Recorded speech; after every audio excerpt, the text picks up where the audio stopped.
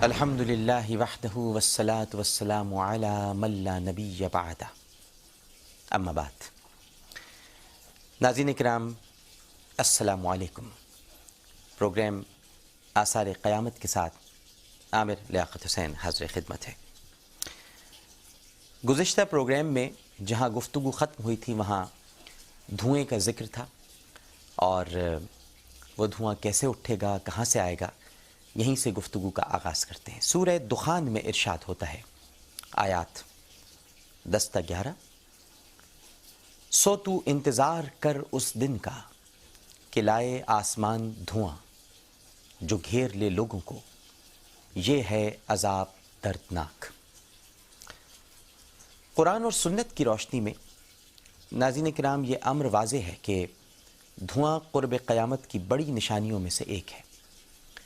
یہ اچانک تمام دنیا کو اپنی لپیٹ میں لے لے گا۔ اس دھوئیں کا اثر مومنین اور غیر مسلمین دونوں پر ہوگا، اور یہ سلسلہ 40 شب و روز تک جاری رہے گا۔ حضرت حذیفۃ الیمان رضی اللہ تعالی عنہ کے بقول مومنین کو اس سے کوئی ضرر نہیں ہوگا۔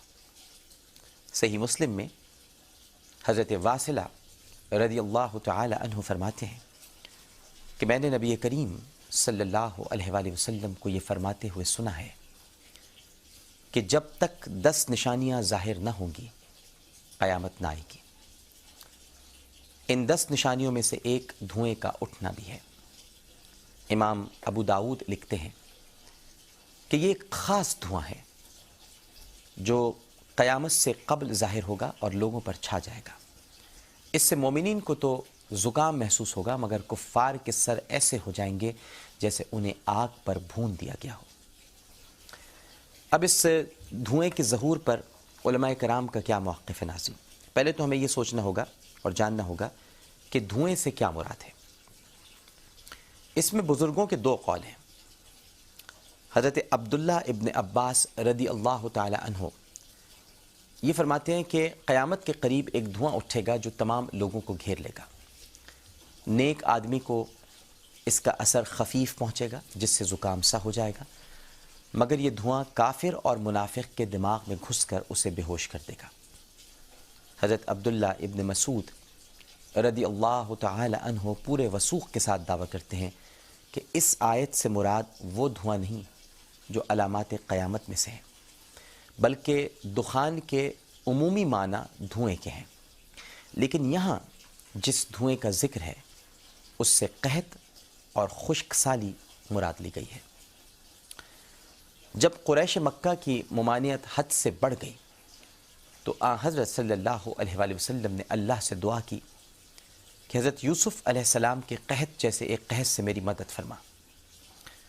حضور صلی اللہ علیہ وآلہ وسلم یہ جانتے تھے کہ اس طرح کفار کو اللہ یاد آئے۔ اللہ سبحانہ و تعالی نے آپ صلی اللہ علیہ وآلہ وسلم کی دعا قبول فرمائی، اور مکے میں اس شدت کا قحط پڑا کہ لوگ بلبلا اٹھے۔ چنانچہ قریش نے ابو سفیان کو حضرت صلی اللہ علیہ وآلہ وسلم کی خدمت میں بھیجا، اور آپ صلی اللہ علیہ وآلہ وسلم سے دعا کی درخواست کی کہ قوم کو اس بلا سے نجات دلائے۔ اس موقع پر ناظرین یہ صورت نازل ہوئی جس میں کفار کو تنبیہ کی گئی، اور ساتھ ہی نبی کریم صلی اللہ علیہ وآلہ وسلم کو یہ باور کرا دیا گیا کہ یہ لوگ ان مصیبتوں سے عبرت حاصل کرنے والے نہیں، عذاب ٹلتے ہی ان کی گردنیں پہلے کی طرح تن جائیں گی۔ اب ایک اور جو علامت ہے سورج کا مغرب سے طلوع ہونا۔ ناظرین کرام، سورج کے مشرق کے بجائے مغرب سے طلوع ہونے کو بھی قیامت کی بڑی علامات میں سے ایک بتایا گیا ہے۔ بعض روایات میں ہے کہ ذی الحجہ کا مہینہ ہوگا، اور اس مہینے میں ایک روز رات نہایت طویل ہوگی، یہاں تک کہ بچے چلا اٹھیں گے اور مسافر راستے بھٹک جائیں گے، اور مویشی چراگاہ جانے کے لیے شور مچائیں گے، اور پرندے گھونسلوں سے باہر آ جائیں گے، لیکن صبح نہ ہوگی۔ لوگ ہیبت سے بے قرار ہو کر گریہ وزاری کریں گے، توبہ کریں گے۔ جب رات کی طوالت 3 یا 4 راتوں کے برابر ہو جائے گی تو لوگ نہایت مضطرب ہوں گے۔ تب بہت دھندلا سا سورج جیسا کہ گرہن کے وقت ہوتا ہے مغرب کی جانب سے طلوع ہوگا، اور اتنا بلند ہوگا جتنا کہ چاشت کے وقت ہوتا ہے، اور پھر غروب ہو جائے گا، اور پھر حسب دستور مشرق سے طلوع ہوا کرے گا۔ لیکن اس کے بعد کسی کی توبہ قبول نہیں ہوگی۔ قرآن مجید میں ارشاد ہوتا ہے سورہ انعام آیت 158، جس روز آپ کے رب کی بڑی نشانی آ پہنچے گی، اس روز کسی ایسے شخص کا ایمان کام نہ آئے گا جو پہلے سے ایمان نہ رکھتا ہو، یا ایمان تو پہلے سے رکھتا ہو لیکن اس نے اپنے ایمان میں کوئی نیک عمل نہ کیا ہو بلکہ گناہوں میں مبتلا رہا ہو۔ اس آیہ مبارکہ میں سورج کے مغرب سے طلوع ہونے کا ذکر ہے، اور مفسرین کرام کی اکثریت اس امر پر متفق ہے کہ اس آیہ مبارکہ میں سورج کے مغرب سے طلوع ہونے کا جو ذکر ہے وہ قیامت کی نمود کے حوالے سے ہی ہے۔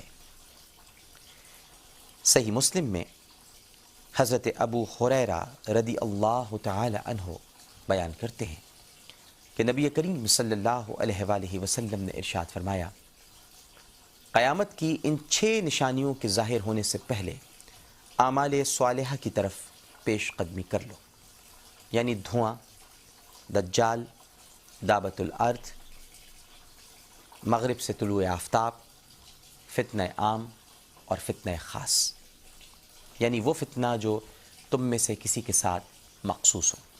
اب سوال یہ پیدا ہوتا ہے ناظرین اس مقام پر کہ سورج کہاں چلا جائے گا؟